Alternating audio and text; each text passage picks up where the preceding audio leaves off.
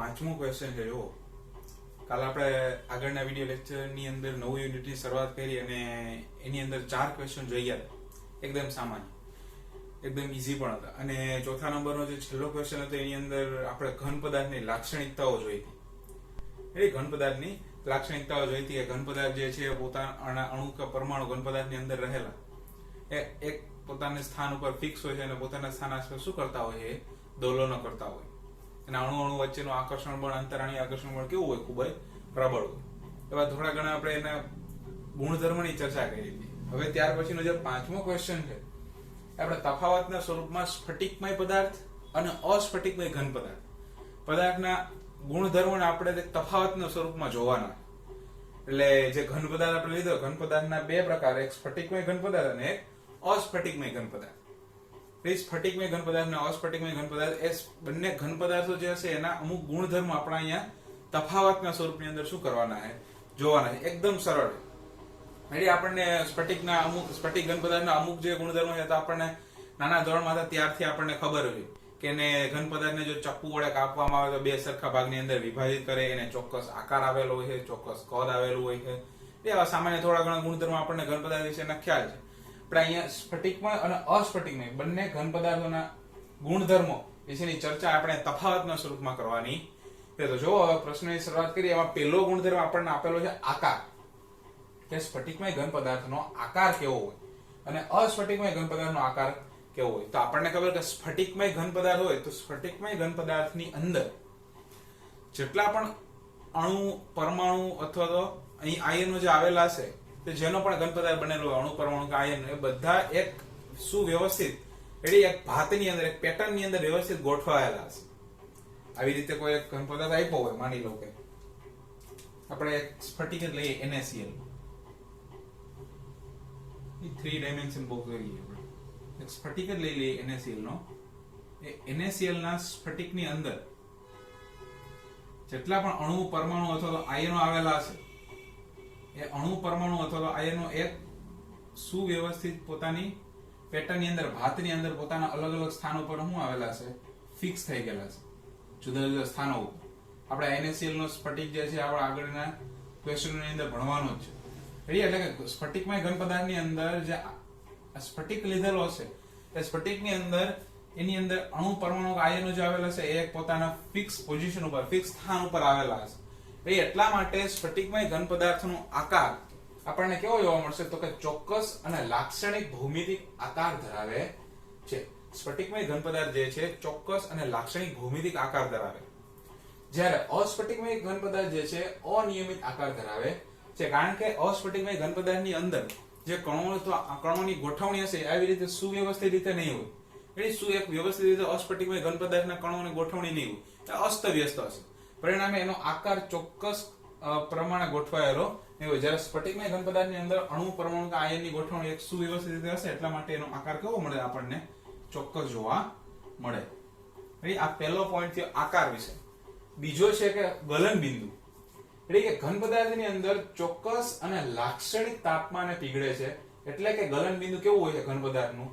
નિશ્ચિત હોય. સ્ફટિકમય ઘન પદાર્થ જે છે એ ચોક્કસ અને લાક્ષણિક તાપમાને પીગળે. એટલે એનું ગલન બિંદુ ફિક્સ હોય કે 200°C તાપમાને એ પદાર્થ પીગળે તો 200°C તાપમાને જ પીગળે. ના 205°C છે કે ના 195°C.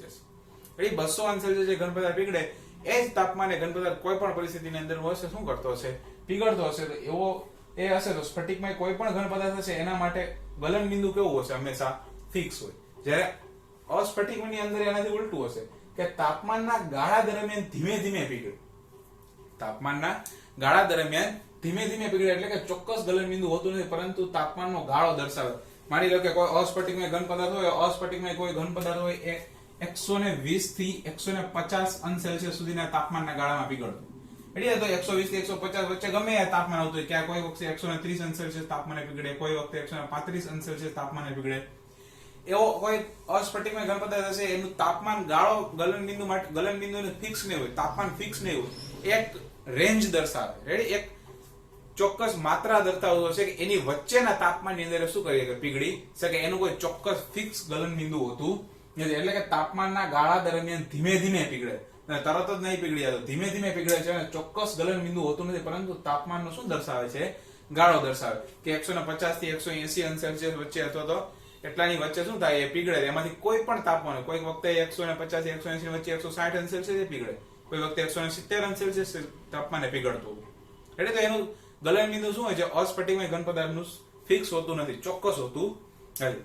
આ બીજો એનો ગુણધર્મ થયો. હવે ત્રીજો ગુણધર્મ આપણે જોવાનો છે ચિરાળ.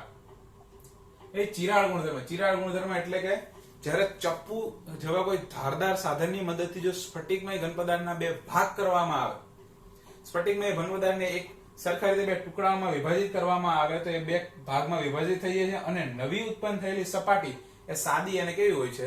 સુવાળી. એક ઘન પદાર્થને વચ્ચેથી ભાગ કરી દેવામાં આવે. આ જે આપણે ઘન પદાર્થ હમણાં લીધો હતો, આવી રીતે આવેલો કોઈ ઘન પદાર્થ હોય, આ ઘન પદાર્થને વચ્ચેથી હું બે ભાગમાં વિભાજિત કરી દઉં તો એ ઘન પદાર્થનો જે ભાગ મળશે એ બંને ભાગની જે સપાટી હશે આ બાજુની, એ સપાટી કેવી હશે? એકદમ સાદી અને સુવાળી હશે. એટલે કે ખાડા ખબડા વાળી નહીં. જેવી આખો ઘન પદાર્થ હતો એની જે સપાટી હતી એવી જ સપાટી એના બે ટુકડા કરી દેવામાં અને બે ભાગમાં વિભાજિત કરી દેવામાં આવે પછી પણ એને કેવી? એવી જ સપાટી ધરાવતો રહેશે. કોણ? તો કે સ્ફટિકમય ઘન પદાર્થ હશે. જ્યારે ચપ્પુ જેવા ધારદાર સાધનની મદદથી કાપવામાં આવે ત્યારે બે ભાગની અંદર વિભાજિત થાય છે અને નવી ઉત્પન્ન થયેલી સપાટી. જ્યારે અસ્ફટિકમય ઘન પદાર્થ માટે શું હશે? તો કે એને ચપ્પુ જેવા ધારદાર સાધનની મદદથી કાપવામાં આવે ત્યારે અનિયમિત વિભાજનમાં બે અનિયમિત ભાગની અંદર શું થાય છે? વિભાજન થાય. જ્યારે સ્ફટિકમય ઘન પદાર્થ હતો એ એક સરખા બે ભાગની અંદર વિભાજન થતો અને એની બંને ભાગની સપાટી કેવી હશે? તો કે સુવાળી અને સાદી. જ્યારે અસ્ફટિકમય ઘન પદાર્થ હશે, અસ્ફટિકમય ઘન પદાર્થની અંદર એને ચપ્પુ જેવા ધારદાર સાધન વડે કાપવામાં આવે તો એ અનિયમિત ભાગની અંદર શું થાય છે? વિભાજન થાય છે. એટલે આ એનો ત્રીજો ગુણધર્મ થયો. ચોથો ગુણધર્મ જે છે એ શું છે? તો કે ગલન ઉષ્મા. ગલન ઉષ્મા અને ઉત્કલન બિંદુ બંને એક સરખા હોય છે. બંને એક સરખા સાથે એકબીજા કોરિલેટ થાય. કેમ? તો કે ગલન ઉષ્મા એટલે કે એને ગરમ કરવા માટે આપવી પડતી ઉર્જા. એ ગરમ કરવા માટે આપવી પડતી ઉર્જા એટલે એ જ ઉત્કલન બિંદુ થયું. જો એ સ્ફટિકમય ઘન પદાર્થનું ઉત્કલન બિંદુ નિશ્ચિત હોય, એટલે એક નિશ્ચિત તાપમાને પીગળતો હોય તો એ જ નિશ્ચિત તાપમાન મેળવવા માટે મારે એને ઉષ્મા જે આપવી પડે એ પણ કેટલી આપવી પડે? નિશ્ચિત જ આપવી પડે. એટલે આ બંને એકબીજા શું છે? કોરિલેશન ધરાવે, કોરિલેટ થાય. એટલા માટે સ્ફટિકમય ઘન પદાર્થ માટે નિશ્ચિત અને લાક્ષણિક ગલન ઉષ્મા હોય છે. કારણ કે જો એનું ગલન બિંદુ નિશ્ચિત હોય, અને મીનિંગ કે નિશ્ચિત તાપમાને શું થાય? સ્ફટિકમય ઘન પદાર્થ પીગળે. તો એ નિશ્ચિત તાપમાન મેળવવા માટે મારે એને ગલન ઉષ્મા પણ આપવી પડે, ઉર્જા પણ આપવી પડે. તો એ પણ કેવી હોઈ શકે? તો કે નિશ્ચિત જ હોવાની છે. તો એટલા માટે એમ છે કે નિશ્ચિત અને લાક્ષણિક ગલન ઉષ્મા ધરાવે છે. જ્યારે અસ્ફટિકમય ઘન પદાર્થ છે એ નિશ્ચિત અને લાક્ષણિક ગલન ઉષ્મા હોતી નથી. કારણ કે એનું ગલન બિંદુ પણ કેવું હોય છે? નિશ્ચિત હોતું નથી. એ અલગ અલગ ગાળાઓમાં વિભાજિત થયેલું, કે કોઈ એક ફિક્સ ટેમ્પરેચર નથી હોતું કે આટલાથી આટલા તાપમાન વચ્ચે પીગળે. તો એના માટે એને જે આપવી પડતી ઉર્જા છે એ પણ નિશ્ચિત નથી હોતી. એટલા માટે એની ગલન ઉષ્મા કેવી હોય છે? લાક્ષણિક હોતી નથી. પાંચમો ગુણધર્મ છે વિષમદૈશિકતા. હવે વિષમદૈશિકતા કોને કહેવાય? તો વિષમદૈશિકતા એટલે પહેલા આપણે જોઈ લઈએ કે સ્ફટિક માટે સ્વભાવે વિષમદૈશિક છે અને અસ્ફટિક માટે સ્વભાવે સમદૈશિક છે. હવે પહેલા તો આપણે ઘન પદાર્થનો સ્ફટિક લઈએ. ચલો, એક અમે સ્ફટિક પદાર્થ લીધેલો. આ સ્ફટિક પદાર્થની અંદર જેટલા પણ કણોની ગોઠવણી હશે, ઘન પદાર્થ સ્ફટિકમય ઘન પદાર્થ છે તો કણોની ગોઠવણી કેવી હોવાની? એક સુવ્યવસ્થિત રીતે હશે. અસ્ફટિકમય હશે તો અસ્તવ્યસ્ત ગતિ કરતા હશે. તો હું આ ઉપરથી નીચેની તરફ જાઉં તો કણોની ગોઠવણી કેવી છે? એક સરખી છે. ઉપરથી નીચેની તરફ જાવ એમ કણોની ગોઠવણી શું છે? એક સરખી. જ્યારે આમ ત્રાસી લાઈનમાં ક્રોસમાં જાઉં તો કણોની ગોઠવણી સુવ્યવસ્થિત મને જોવા મળતી નથી. અહીંયા સુવ્યવસ્થિત હશે, અહીંયા હશે, ફરીથી અહીંયા નહીં હોય, ફરી પાછું અહીંયા હશે. તો એક જ જે સ્ફટિકમય ઘન પદાર્થ હશે એ સ્ફટિકમય ઘન પદાર્થની અંદર બીજો સ્ફટિકની વાત નથી કરતો. જે સ્ફટિકમય ઘન પદાર્થ છે એ સ્ફટિકમય ઘન પદાર્થની અંદરના ભાગમાં એના કેટલાક ગુણધર્મો એટલે કે યાંત્રિક ઉર્જા, યાંત્રિક ઉર્જા, વક્રી ભવનાંક, યાંત્રિક ઉર્જા, વક્રી ભવનાંક એ જુદી જુદી પોઝિશન ઉપર જુદા જુદા જોવા મળે. માની લો કે આ પોઈન્ટ ઉપર એટલે કે આ પોઝિશન ઉપર એની યાંત્રિક ઉર્જા અને વક્રી ભવનાંક મેળવું, અહીંયાની જે પોઝિશન હશે એના ઉપરના વક્રી ભવનાંકની યાંત્રિક ઉર્જાના મૂલ્ય કેવા હશે? જુદા જુદા હશે. એટલે એક જ પદાર્થની અંદર અલગ અલગ પોઝિશન ઉપર અલગ અલગ જગ્યાએ એના યાંત્રિક ગુણધર્મ અને યાંત્રિક ઉર્જા, વક્રી ભવનાંક જેવા અલગ અલગ ગુણધર્મો એક જ ઘન પદાર્થની અંદર કેવા જોવા મળે? મને જુદા જુદા જોવા મળે. એને કહેવામાં આવે છે વિષમદૈશિકતા. પદાર્થ સ્ફટિકમય ઘન પદાર્થ જ છે, એની અંદર કણોની ગોઠવણી એક સમાન હોવાની, પરંતુ જુદા જુદા જગ્યાએ જુદા જુદા પોઈન્ટ ઉપર એની યાંત્રિક ઉર્જા, વક્રી ભવનાંક જેવા ગુણધર્મ આપણને કેવા જોવા મળે? જુદા જુદા જોવા મળે. એટલા માટે એને વિષમદૈશિક કહેવામાં આવે. એટલા માટે એને વિષમદૈશિક કહેવામાં આવે. જ્યારે અસ્ફટિકમય ઘન પદાર્થ હોય તો અસ્ફટિકમય ઘન પદાર્થની અંદર તો મને ખબર છે કે એ જે ઘન પદાર્થ હશે એની અંદર આવેલા અણુ, પરમાણુ કે આયન એ અલગ અલગ પોઝિશન ઉપર હશે. એ કોઈ પોતાના ફિક્સ સ્થાન ઉપર તો હશે નહીં. તો આ પોઝિશન ઉપર આ પોઝિશન ઉપર મૂવ કરું તો ત્યારે એના આ જે યાંત્રિક ગુણધર્મો એટલે કે યાંત્રિક ઉર્જા અને વક્રી ભવનાંક જેવા ગુણધર્મો જે છે એ કેવા જોવા મળશે? મને એક સમાન જોવા મળે. અલગ અલગ પોઝિશન ઉપર જઈએ તો અલગ અલગ પોઝિશન ઉપર જવાથી ત્યાં એના યાંત્રિક ઉર્જા અને વક્રી ભવનાંક જેવા ગુણધર્મો મને સમાન જોવા મળે. એટલા માટે એને કહેવામાં આવે છે આ સ્વભાવ કેવા જોવા મળે? આપણને સમદૈશિક જોવા મળે. વિષમદૈશિકતા એટલે એ જ કે એના યાંત્રિક ગુણધર્મો અને વક્રી ભવનાંક એવા ગુણધર્મો એક જ ઘન પદાર્થની અંદર જુદા જુદા અથવા તો સરખા જોવા મળતા હોય તો એને વિષમદૈશિકતા નામ આપેલ. સ્ફટિકમય ઘન પદાર્થ માટે સ્વભાવ વિષમદૈશિક હશે, જ્યારે અસ્ફટિકમય ઘન પદાર્થ છે એના માટે કેવા હશે? તો કે એ સમદૈશિક હશે. પછી છઠ્ઠો જે ગુણધર્મ છે એવો આપેલો છે તે સાચા ઘન પદાર્થ છે. જ્યારે આ જે છે આભાસિત ઘન પદાર્થ છે અથવા તો અતિશીત પ્રવાહી પદાર્થ છે. સાચા ઘન પદાર્થ છે એટલે કે એની કણોની ગોઠવણી કેવી હશે? સુવ્યવસ્થિત હશે. અને આ જે છે આભાસી ઘન પદાર્થ હોય એનો આભાસ થતો હોય. અને અતિશીત પ્રવાહી પદાર્થ છે. અતિશીત પ્રવાહી પદાર્થ છે. અસ્ફટિકમય ઘન પદાર્થનું નિર્માણ કરવું હોય ને અથવા અસ્ફટિકમય ઘન પદાર્થ આપણે મેળવવો હોય તો અસ્ફટિકમય ઘન પદાર્થ મેળવવા માટે બે કે તેથી વધારે પદાર્થો અસ્ફટિકમય ઘન પદાર્થના ઉદાહરણ જોઈએ તો આપણી પાસે કાચ, રબર, પ્લાસ્ટિક આ બધા જે છે અસ્ફટિકમય ઘન પદાર્થ છે.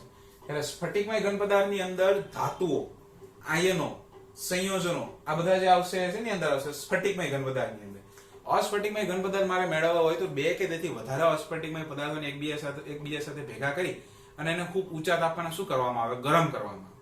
એની જે બાષ્પ મળે એ બાષ્પને અતિશય ઠંડી પાડવામાં, તરત જ એને શેમાં કન્વર્ટ કરી દેવામાં આવે? ઠંડી પાડવામાં આવે. અને જેમાંથી જે પ્રવાહી મળશે એ કહેવામાં આવે છે અતિશીત પ્રવાહી પદાર્થ. આ અસ્ફટિકમય ઘન પદાર્થ મારે મેળવવો હોય તો શું કરવાનું કે બે કે 3-4 અસ્ફટિકમય ઘન પદાર્થોને એકબીજા સાથે ભેગા કરી અને ઊંચા તાપમાને એને ગરમ કરવાનું. ઊંચા તાપમાને એને ગરમ કરવામાં આવશે, પરિણામે એની બાષ્પમાં રૂપાંતર થશે અને એ બાષ્પને કન્ડેન્સરની મદદથી ખૂબ જ ઠંડા તાપમાને એને શું કરવામાં આવે? એ બાષ્પને ઠંડી પાડવામાં, તરત જ ઠંડી પાડી દેવામાં અને અતિશીત પ્રવાહી એમાંથી મેળવવામાં આવે છે. એટલે આપણું અસ્ફટિકમય ઘન પદાર્થ. અને જે સાતમો જે છે ઘટક કણોની ગોઠવણીનો ક્રમ, તો એ તો ખ્યાલ છે કે તેમાં ઘટક કણોની ગોઠવણી કેવી હશે? લાંબા વિસ્તાર સુધી આપણને જોવા મળે. એની અંદર ઘટક કણોની ગોઠવણી હશે એ સ્ફટિકમય ઘન પદાર્થની અંદર લાંબા વિસ્તાર સુધી આપણને એક સરખી જોવા મળશે. એક સરખી હરોળમાં સ્ફટિકમય ઘન પદાર્થના કણો ગોઠવાયેલા હશે. અને જ્યારે અસ્ફટિકમય ઘન પદાર્થ હશે એની અંદર ઘટક કણોની ગોઠવણીનો ક્રમ ટૂંકા વિસ્તાર સુધી જોવા મળે. એ થોડાક વિસ્તાર સુધી વ્યવસ્થિત જોવા મળશે ઘટક કણોનો ક્રમ, પછી ત્યાંથી કેવો થતો જશે? જુદો જુદો થતો. ફરી પાછો થોડા સમય સુધી એ ઘટક કણોનો ક્રમ આપણને સ્થિર જોવા મળશે, એક સરખો જોવા મળે. ફરીથી પાછો એ જુદા જુદા વિસ્તારમાં શું થતા હશે? ઘટક કણો વિભાજિત થઈ જતા હશે. એટલે અસ્ફટિકમય ઘન પદાર્થની અંદર ઘટક કણોનો ક્રમ કેવો હોય છે? ટૂંકા વિસ્તાર સુધી જોવા મળે અને આની અંદર જે છે લાંબા વિસ્તાર સુધી આપણને એક સરખું જોવા મળશે. આ 7 સામાન્ય એકદમ સરળ એવા ગુણધર્મ જે છે આ સ્ફટિકમય અને અસ્ફટિકમય ઘન પદાર્થ માટે આપણે યાદ રાખવાના છે. અને હજી એક પોઈન્ટ ઉમેરવો હોય તો સ્ફટિકમય ઘન પદાર્થના ઉદાહરણમાં આપણે ધાતુ, આયન, સંયોજનો અથવા આયનીય પદાર્થો ઉમેરી શકીએ. જ્યારે અસ્ફટિકમય ઘન પદાર્થની અંદર આપણે પ્લાસ્ટિક, કાચ, રબર વગેરે જેવા પદાર્થોનો શું આપણે એમાં સમાવેશ કરી શકીએ. રેડી? અહીંયા 5મા નંબરનો ક્વેશ્ચન શું થાય છે? પૂરો થાય.